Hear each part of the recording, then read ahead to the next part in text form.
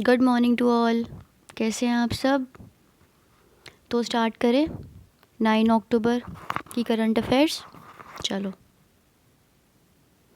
हमारा पहला टॉपिक है, जो हमारी पहली हेडलाइन है, इंडिया और ईरान के रिलेशंस के बारे में, कि उन्होंने एक 10 ईयर का पैक्ट साइन किया है, एक बेसिकली एग्रीमेंट साइन किया है 10 सालों तक के लिए, जो उनके बीच के रिलेशंस के बीच में जो नेगेटिव बेसिकली नेगेटिव प्रोग्रेस चल रही है वो अब इम्प्रूव हो जाएगी।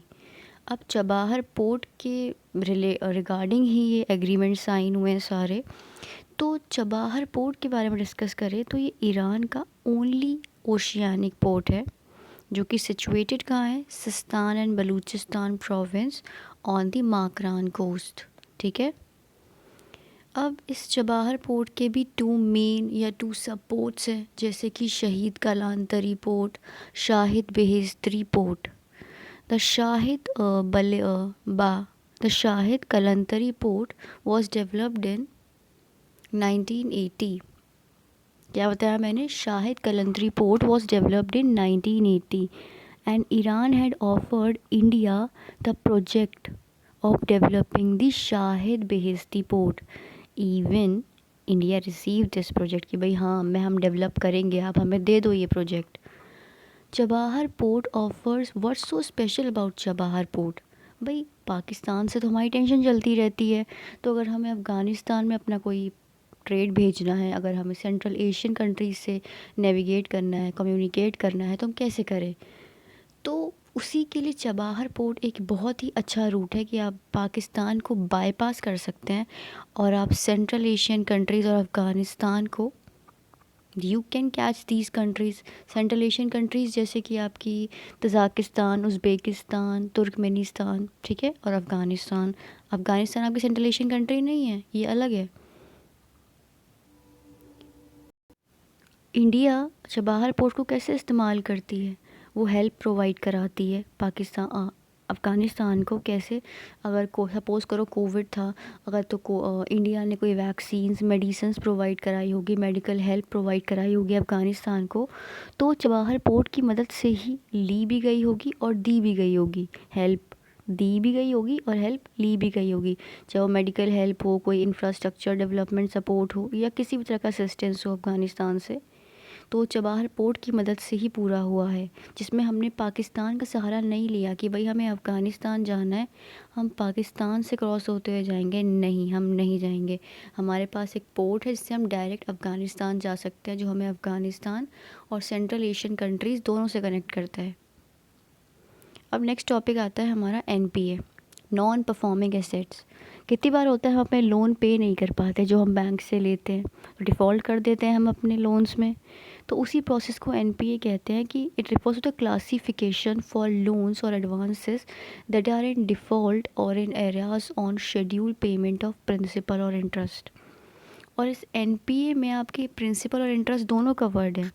कुछ पर्टिकुलर टाइम पीरियड सेट होता है कि अगर आपने इतने पीरियड के बाद अपना लोन नहीं दिया है, कब से आप ईएमआई नहीं पे कर रहे हैं, तो आपका अकाउंट एनपीए हो गया है। ठीक है। डेब्ट is classified as NPA when the loan payment have not been made for a minimum period of 90 days. मैंने अभी बताया ना कि एक लिमिट सेट होती है कि अगर आपने इतने टाइम तक अपना लोन पेमेंट नहीं किया है तो आपका अकाउंट एनपीए हो जाएगा। तो डेब्ट is classified as NPA when the minimum period of 90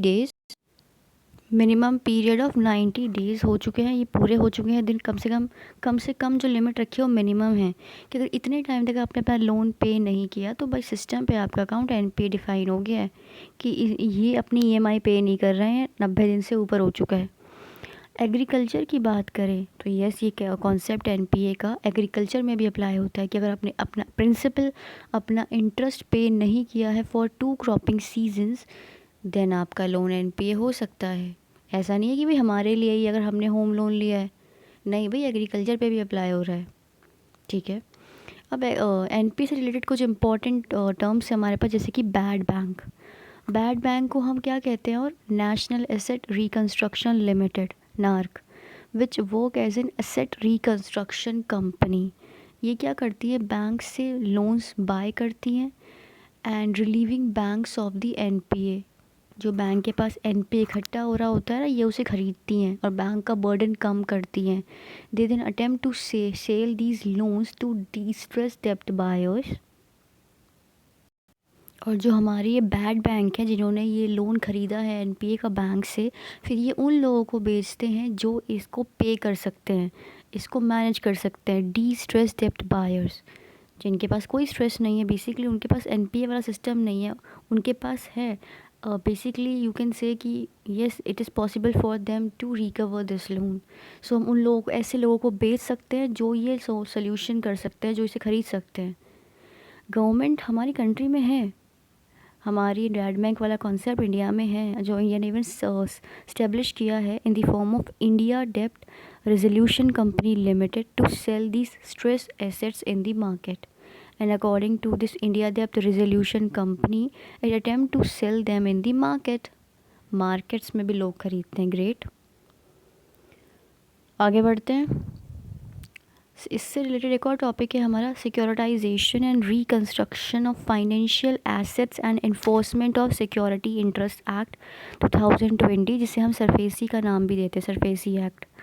SARFAESI act क्या करता है? It allow banks, financial institution कि वो आपके एसेट को भाई ले लेते हैं and sell them to recover outstanding dues without the intervention of the court.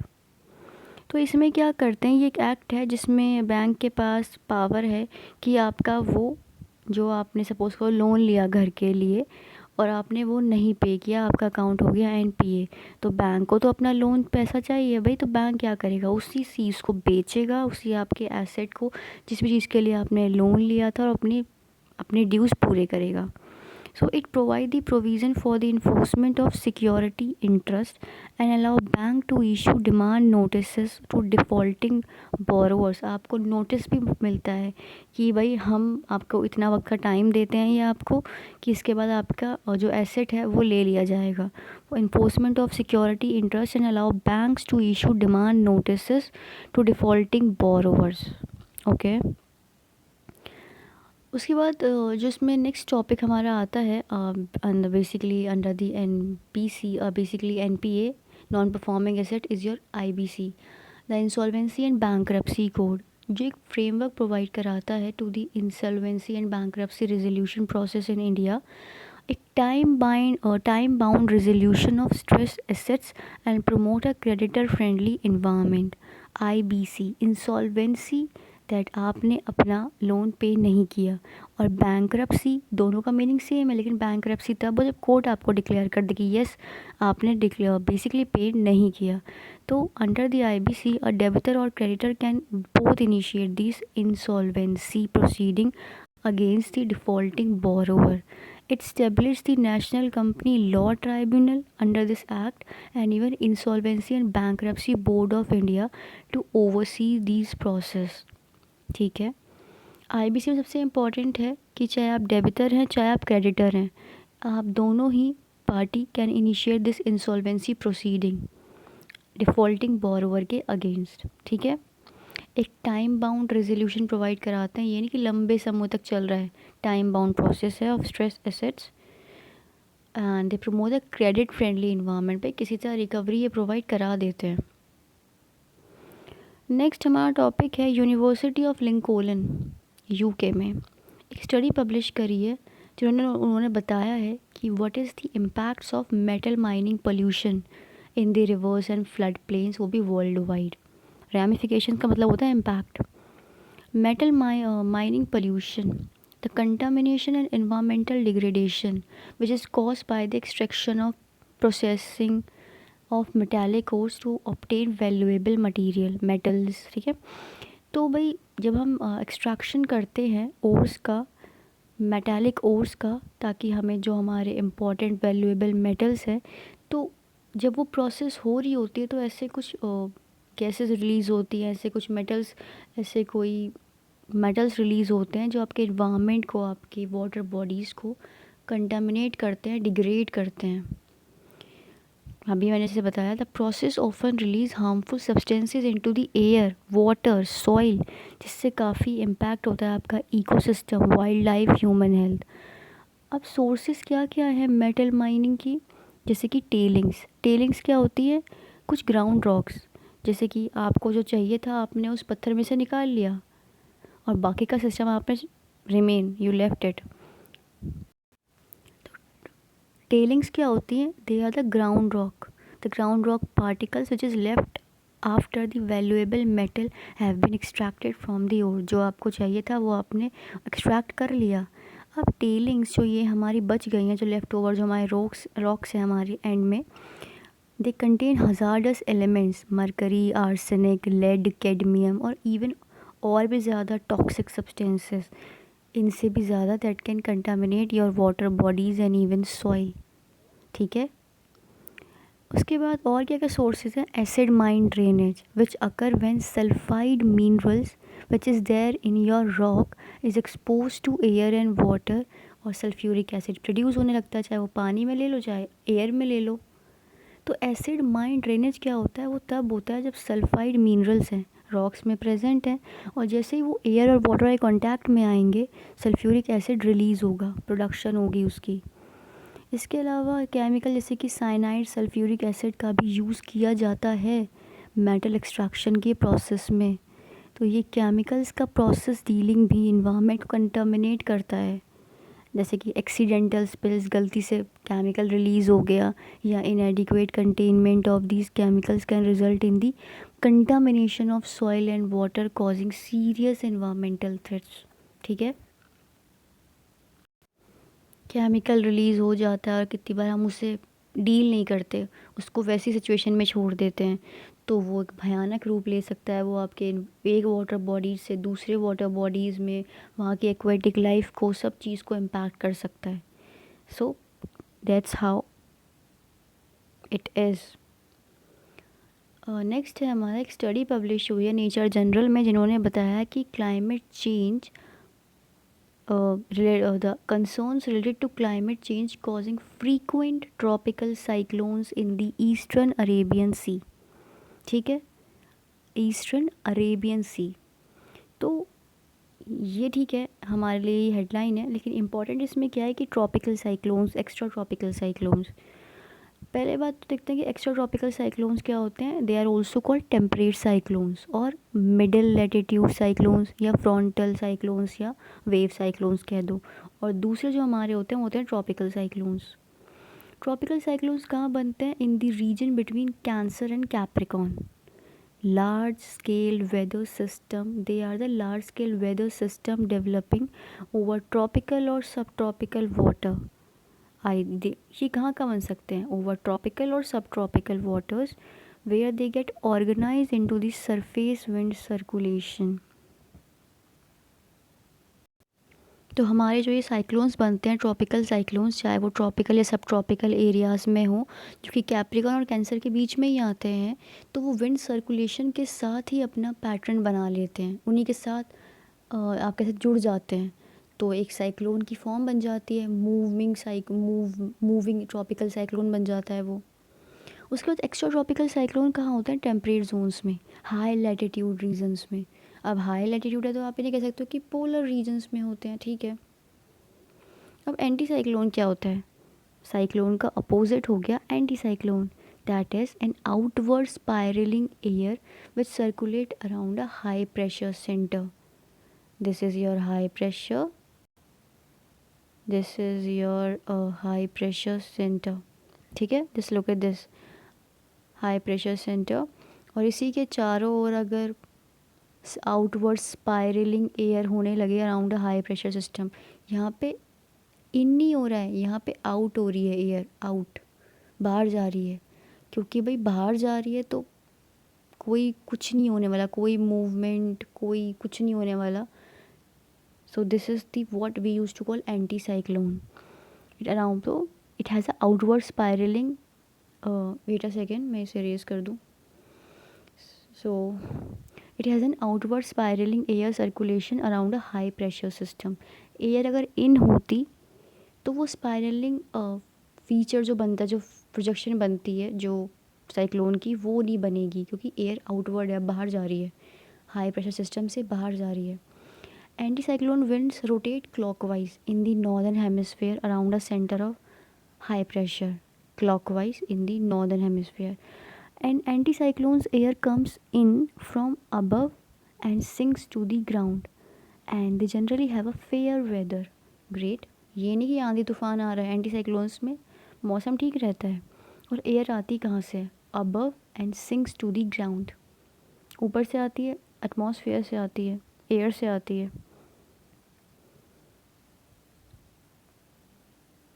Next है, साइक्लोन्स की काफ़ी सारी नेम्स हैं। है साइक्लोन साइक्लोन ही, पर हर जगह पे उनको एक नाम दे रखा है। जैसे कि टाइफून्स को चाइना में, साइक्लोन को टाइफून्स कहते हैं चाइना में, और हरिकेन्स कहते हैं आप टाइफून्स कहते हैं चाइना में और पैसिफिक ओशियंस में। हरिकेन्स कहते हैं इंडियन आइलैंड्स में, in the West Indian islands, in the Caribbean sea and Atlantic ocean. Tornado कहते हैं उनको टॉर्नेडो कहते हैं उनको Guinea islands of West Africa and southern USA. और विली विली कहाँ कहते हैं? ऑस्ट्रेलिया में। और ट्रॉपिकल साइक्लोन्स इंडियन ओशियंस में कहते हैं। ठीक है, ये कुछ साइक्लोन्स के नेम्स हैं जो आज तक इंडियन ओशियंस में आए थे, जैसे कि फैनी, वायु, तितली, हुड, पेथनी, Amphan. They are among the names of cyclones in the Indian Ocean reason.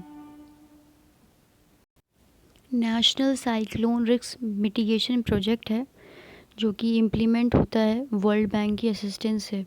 ये इसमें वर्ल्ड बैंक को बहुत अच्छे से याद रखेंगे।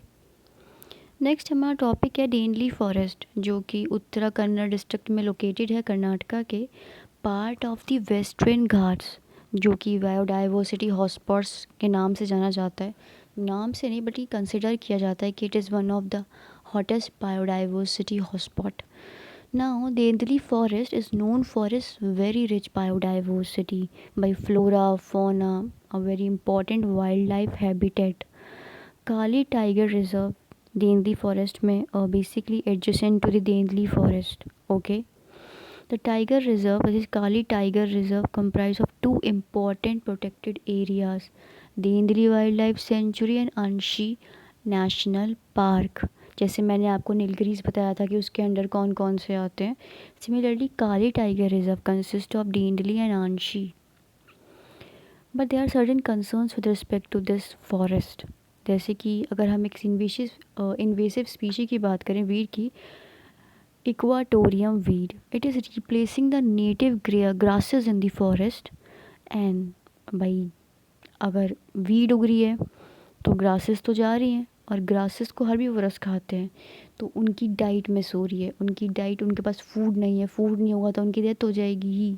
ये सारा सिस्टम है। नेक्स्ट है इंडिया और मालदीव्स के बारे में, जिसमें कुछ हाइलाइट्स हैं इन कंट्रीज़ के बारे में। जैसे कि दोनों के बीच में कुछ डिफेंस कोऑपरेशन एक्सरसाइज हुई है, दोस्ती कथा, ऑपरेशन शील्ड, कूवरीन। ठीक है, उसके बाद Honey Modi international airport project under the Indian Credit Line will add a brand new terminal. It is under the India Credit Line. India will develop this Hanai Mado International Airport.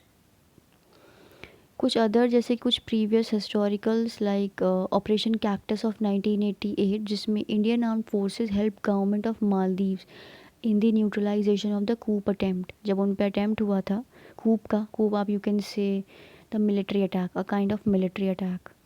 Operation Neer of 2014, जिसमें operation Neer introduce किया। India supply drinking water to deal with the drinking water crisis. The latest is Operation Sanjeevani, जिसमें India ने 6.2 tons of essential medicine provide की Maldives को to fight against कोविड-19। Maldives have a massive Chinese investment, एक तरह concern है, massive Chinese investment in Maldives. And Maldives ने BRI में भी पार्टिसिपेट किया हुआ है। China funded and built various projects in Maldives, यहाँ तक कि कुछ कितने पोर्ट्स, कितने एयरपोर्ट्स, कितने ब्रिज, कितने critical infrastructure.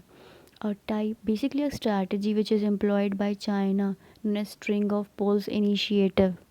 I will explain you later what is this string of pole initiative. Now there is a 8-degree channel which separate the Indian Minicoy, that is the part of islands, from that of Maldives. Project Mosam, which provides sufficient space for Maldives to get benefit out of it and boost its economic and infrastructural reliance on India. Space. Provide sufficient space for Maldives to get the benefits out of it.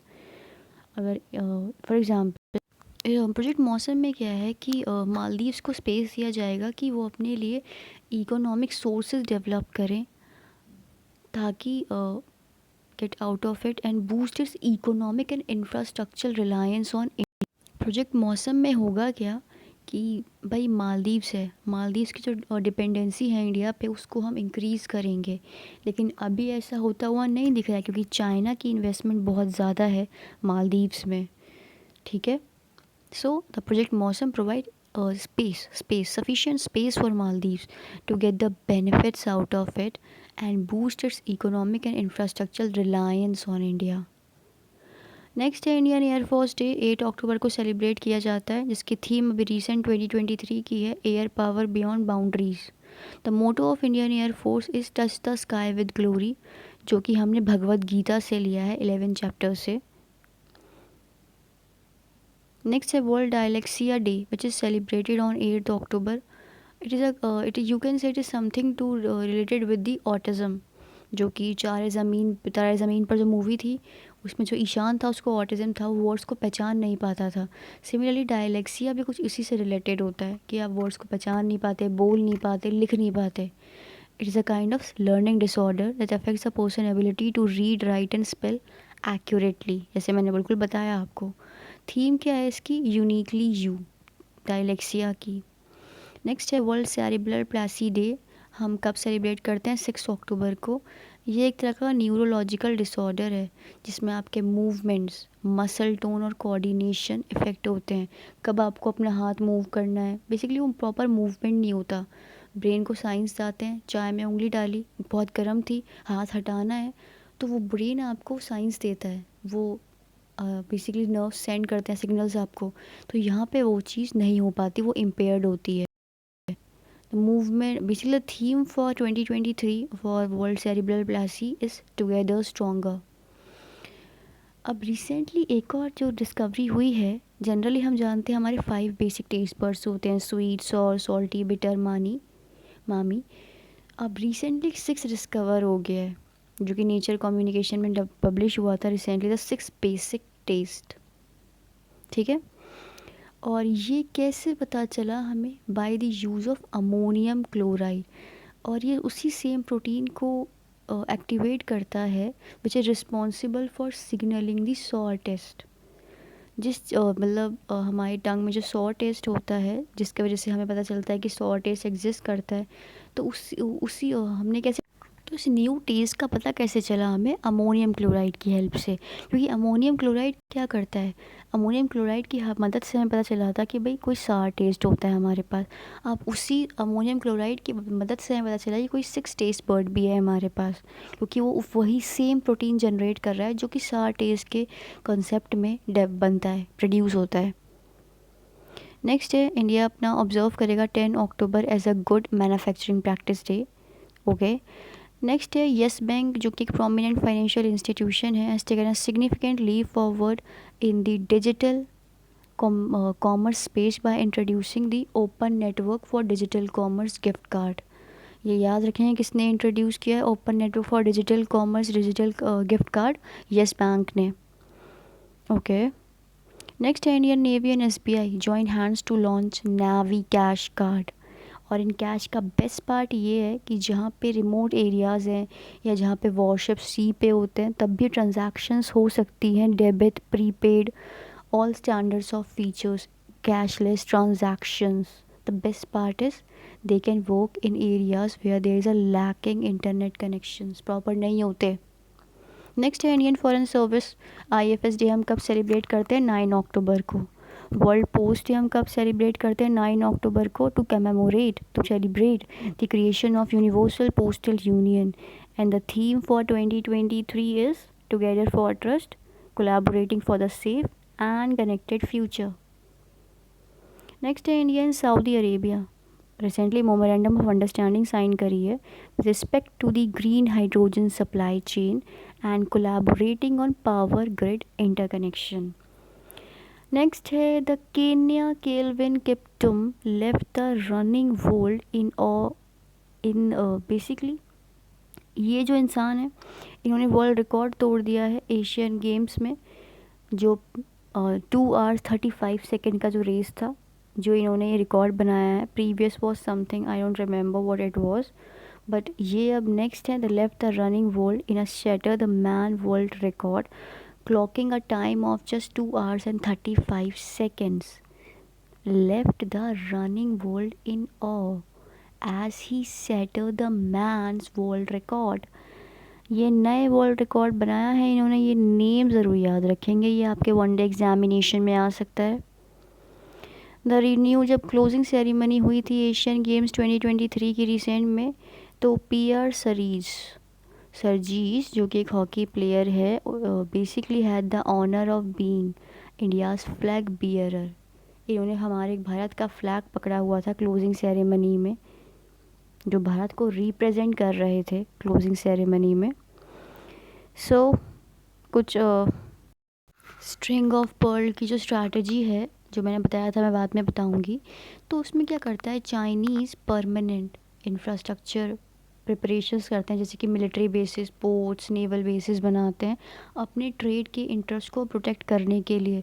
अब देखो भाई, China ने श्रीलंका, अभी recent हमने मालदीव्स पढ़ा, नेपाल है, आपका बांग्लादेश है, हर जगह चाइना के रूट्स हैं. तो वो अपने ट्रेड इंटरेस्ट को प्रोटेक्ट करने के लिए हर जगह कब्जा करता है, परमानेंट स्टेब्लिशमेंट्स करता है. तो इसी कंसेप्ट को स्ट्रिंग ऑफ पर्ल स्ट्रैटेजी बताया हुआ है कि अगर हम मैप पे उस चीज़ को प्रेजेंट करें तो वो एक स्ट्रिंग की शेप ले लेगा. That's why we use to call it a string of pearl strategy that is deployed by China to protect its trade interest. ठीक है, तो that is it for the today. Hope you liked it. Thank you so much. And the most important thing that I want you to know is please share this channel with your friends so that they can also get the free access with respect to the daily current affairs. Thank you so much.